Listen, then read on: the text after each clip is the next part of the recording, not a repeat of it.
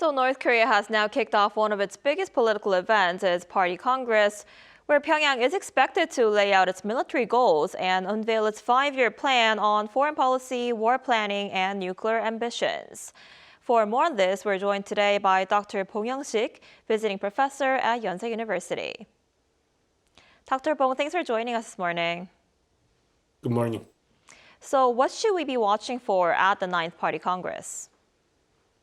Ninth Party Congress will be serving as a venue for Party Chairman Kim Jong-un to exude his optimism for the next 5 years based upon the cumulative success since the 8th Party Congress held in January 2021.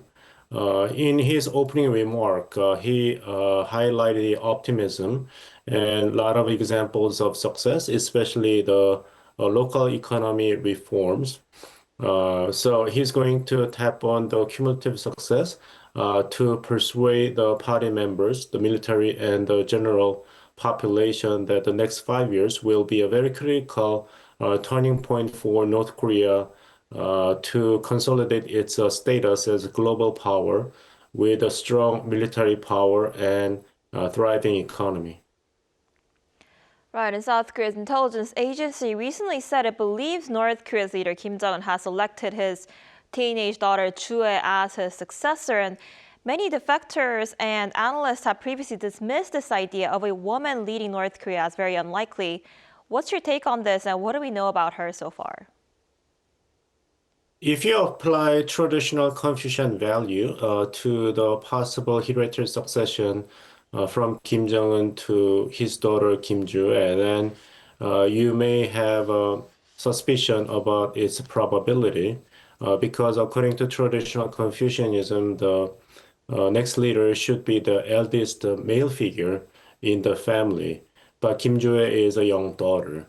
But at the same time, when you consider the nature of North Korea's political system, which is very similar to a theocracy, leader's gender does not really play a large role because the members are basically deities, not humans. So it is totally up to what Supreme Leader Kim Jong-un is going to decide when it comes to another round of hereditary succession, even if the next leader may be female. There's some telltale signs that succession process has been undergoing officially because Kim Juhae has been accompanying her father in many military test firing sites and monitoring military parade. And she has been called as a new star, and the assumption of this title is very significant in North Korea Juche system because only supreme leaders will be referred to as the stars in the sky. So I don't think there will be any official statement made in the 9th Party Congress for Kim Juhae to be the apparent successor, but there will be additional emphasis upon utmost loyalty of North Korean population to the Mountain Pact royal bloodline and Juche ideology. I see. And as for relations with South Korea, the administration has been trying to ease inter-Korean tensions by proposing to restore parts of the 2018 military pact, including no-fly zones. How might this affect inter-Korean relations? The announcement of the South Korea's intention to resumption of the September 2018 military agreement with North Korea has been met with a positive remark by Kim Yo-jong, who's in charge of inter-Korean affairs and North Korea's propaganda, the powerful sister of the Supreme Leader Kim Jong-un.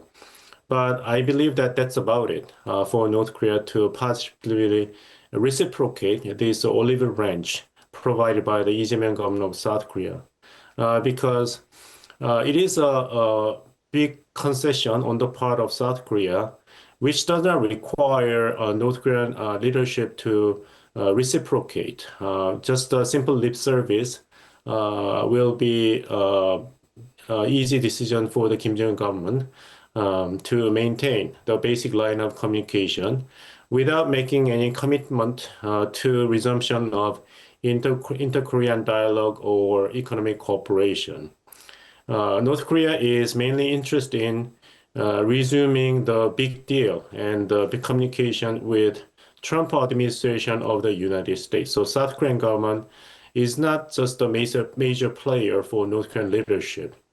And South Korea and United States made a decision to continue their annual joint military exercises despite North Korea's opposition. So from the standpoint of North Korean leadership, nothing fundamental has been changed for North Korean leadership to actively embrace the demand and request from the Lee Jae-myung government of South Korea to resume the inter-Korean dialogue and cooperation, because North Korean leadership can still insist that the United States and South Korea continue their joint policy of oppression upon North Korea.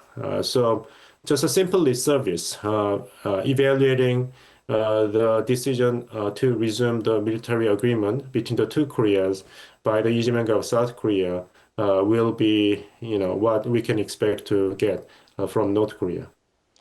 I see. And South Korean intelligence agency also says it believes there could be room for talks with the United States, between the United States and North Korea, as North Korea hasn't ruled out dialogue and has avoided directly criticizing President Donald Trump.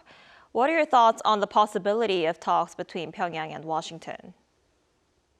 Well, it is a very interesting omission in the opening remark delivered by Chairman Kim Jong-un at the opening of the Ninth Party Congress. No mentioning of the United States or South Korea.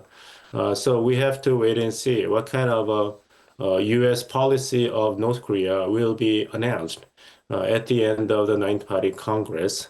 And then we will have a better idea about basic strategic gambits that Kim Jong-un leadership of North Korea has made in response to the call for dialogue between Pyongyang and Washington. And U.S. President Donald Trump has not hidden his desire to resume his meetings with Chairman Kim Jong-un. So the door remains open for North Korean leadership. Although Chairman Kim Jong-un rejected the offer to have a meeting when U.S. President Donald Trump was inside South Korea to attend the APEC summit meeting last November.